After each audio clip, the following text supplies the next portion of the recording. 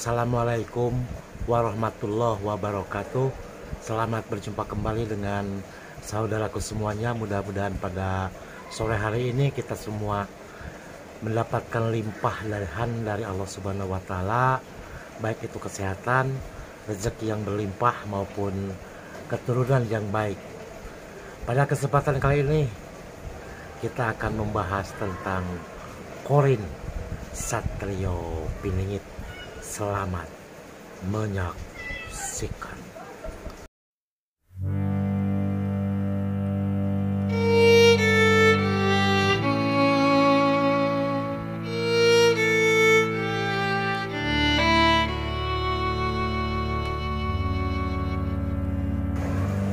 Pada kesempatan yang mulia ini kita akan membahas mengenai masalah Qorin, makhluk astral yang tidak terlihat mata dan sebangsa jin, sebangsa tin. Akan tetapi ini adalah merupakan sebuah kenyataan dalam kehidupan kita sehari-hari ketika kita lahir. Saya sendiri tidak akan membandingkan dengan Al-Quran atau dengan kitab-kitab yang lain, ataupun dengan ayat-ayat yang lain, ataupun dengan agama yang lain, agar supaya kita tetap tidak mempersepsikan sesuatu hal hanya melalui satu celah aja. Tapi kita secara umum, yang saya alami sendiri, yang keluarga saya alami sendiri, ketika pada saat itu Raja-Raja Sunda Galuh kemudian keturunannya, yang sesungguhnya mereka itu tidak sakti, akan tetapi kesaktian itu akan muncul ketika seseorang betul-betul taat terhadap agamanya, taat terhadap leluhurnya termasuk kedua orang tuanya, dan taat kepada kerajaannya atau pemerintahannya. Nah, akan kami sampaikan mengenai ulasan mengenai Qorin itu sendiri. Apa sih yang namanya Qorin? Qorin itu seperti apa bentuknya? Wujudnya seperti apa? Apakah dapat membantu kita? Apakah kita berkomunikasi dengan Qorin itu adalah sesuatu yang syirik atau musyrik? Mari kita telaah dengan baik-baik dan kita berpikir, lepaskan dulu agama kita, artinya pandangan agama kita lepaskan dulu. Pandangan kita bahwa orang Sunda lepaskan dulu, orang Jawa lepaskan dulu, orang Bali lepaskan dulu.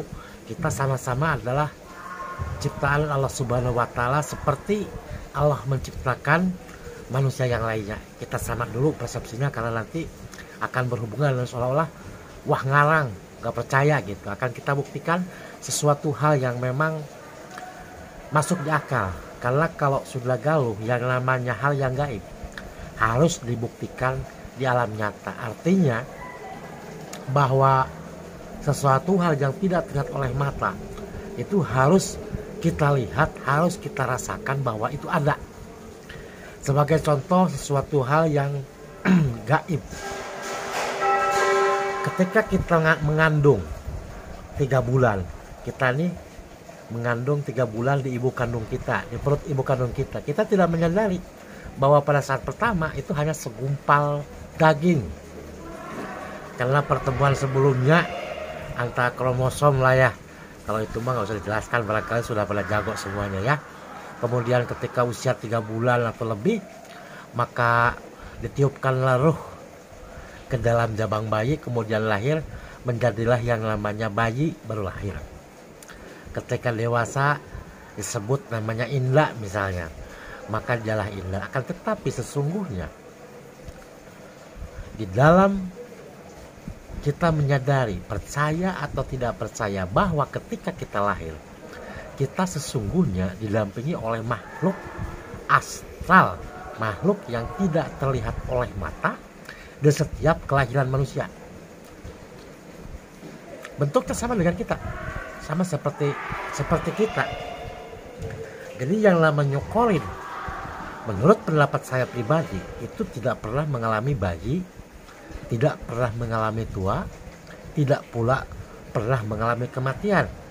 Mungkin nanti kematiannya ketika kiamat terjadi, sekitar 497 atau 496 lagi.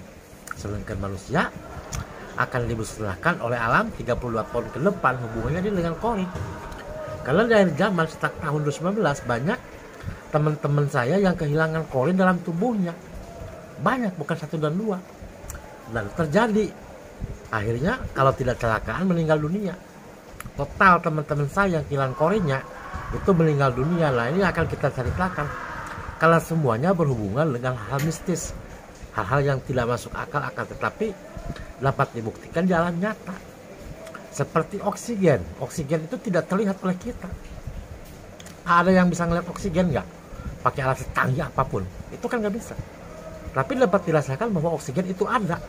Apa bedanya dengan yang namanya korin, dengan yang namanya jin, dengan yang namanya tin, dengan yang namanya din?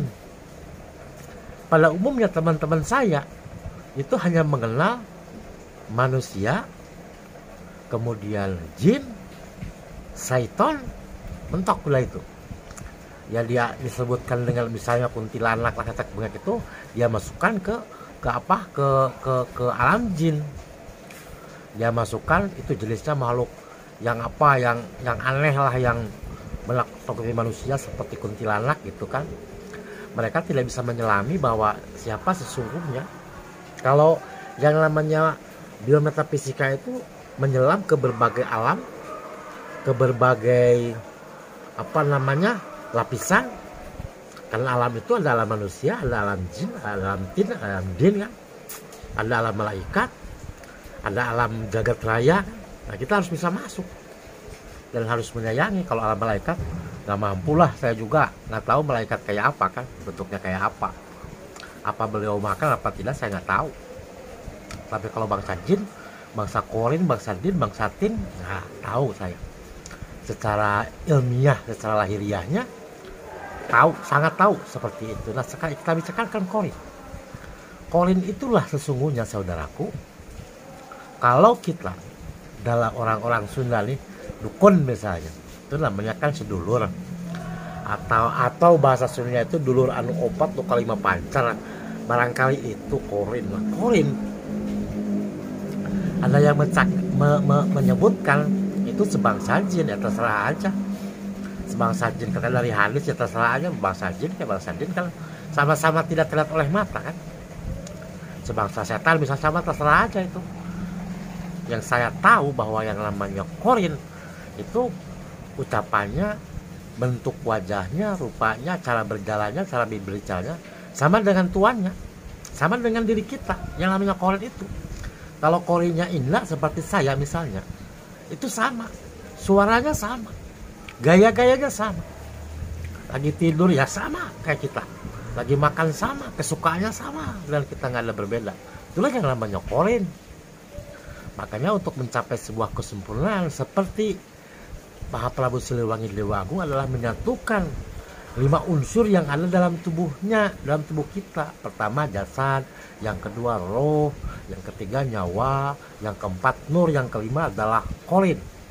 Menyatukan unsur itulah yang disebut dengan, kalau mungkin kalau orang Wetan lah teman-teman saya dari Purbalingga gitu, dari Probolinggo gitu, dari Jogja itu biasanya begitu manunggaling rahayu. Kalau saya sih nggak mengatakan seperti itu ya. Mungkin kemampuan dia untuk menyatukan 5 unsur itu ya mungkin sudah terbiasa sejak kecil, barangkali terlatih. Nah itulah korin. Tidak ada satupun yang mengatakan baik dalam kitab manapun itu jumlahnya korin berapa, baik di Al-Quran, baik di kitab yang lain, baik di hadis, itu nggak ada. Hanya kalimatnya Allah menciptakan korin itu untuk menemani umat manusia. Ketika saya lahir juga korin. Ada yang bersamaan, ada yang duluan, ada yang belakangan. Jarang yang bersamaan.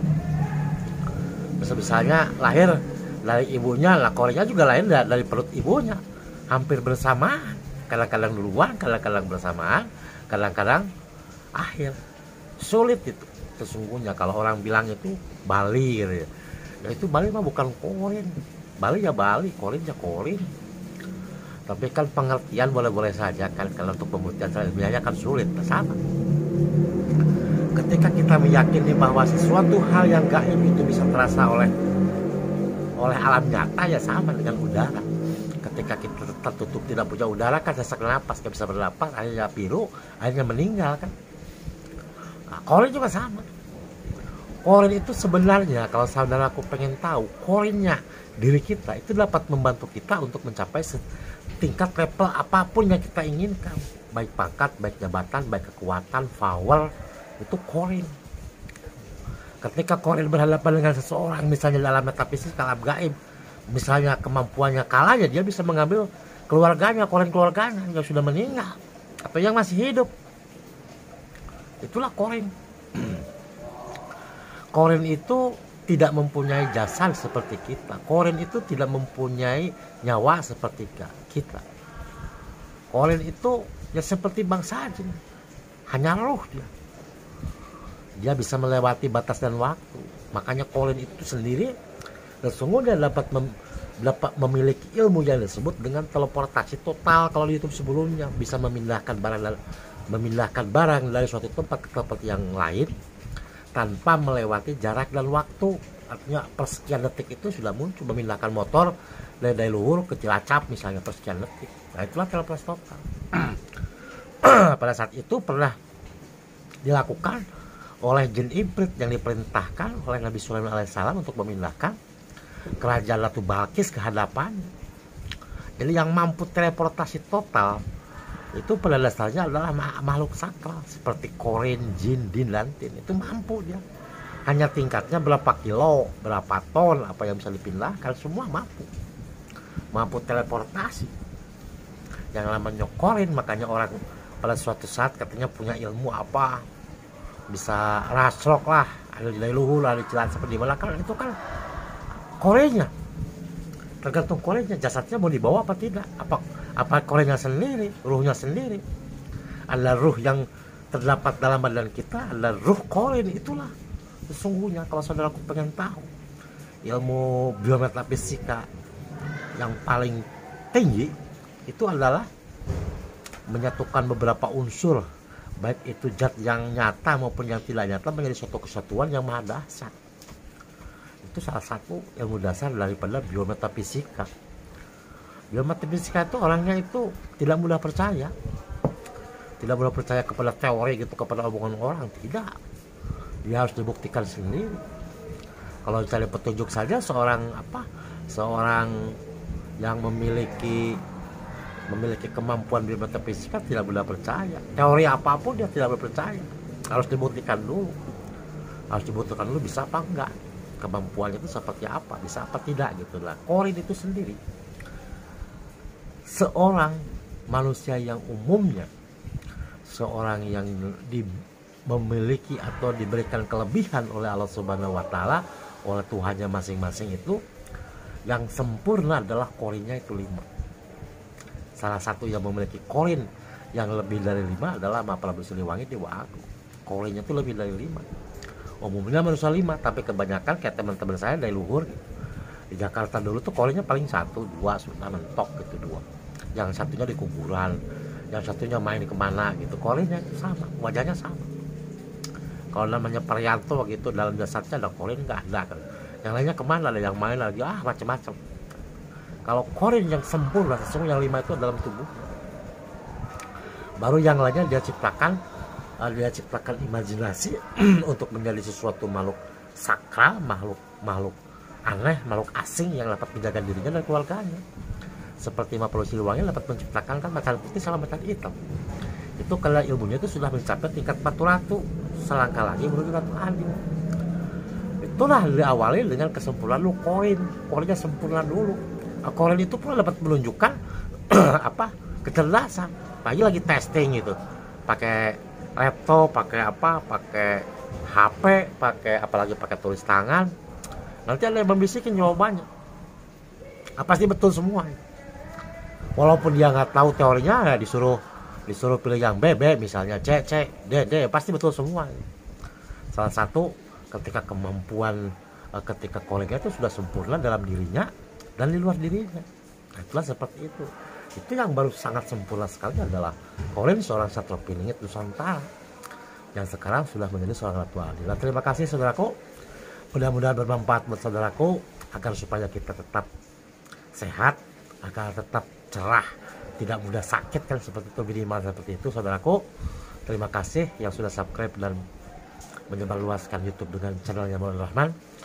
Wabillahi taufiq, wassalamualaikum warahmatullahi wabarakatuh.